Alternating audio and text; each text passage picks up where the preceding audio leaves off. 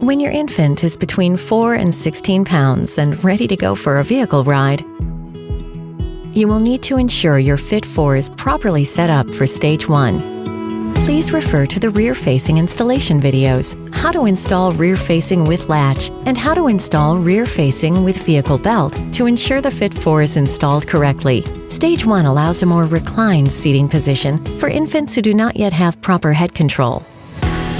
Before you place the child into the seat, make sure the Stage 1 positioner is properly secured and the crotch buckle is in the back position. Check that all the attachment points are secured and the backrest is laying flat. Now your Fit4 is set up for Stage 1 and ready for your infant. Loosen the harness by pressing the harness release button located under the fabric on the front of the child restraint. Pull forward on both harness straps. Then unfasten the chest clip and harness buckle.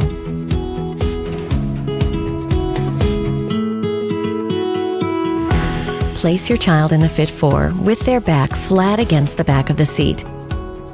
Pull the harness straps over their shoulders and around their waist.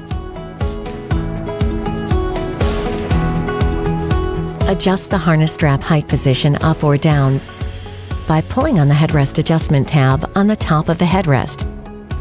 Position the harness straps at or below the child's shoulders. Make sure the headrest locks into position before tightening the harness. And make sure there are no twists in the harness straps. Insert each buckle tongue into the harness buckle, listening for a click.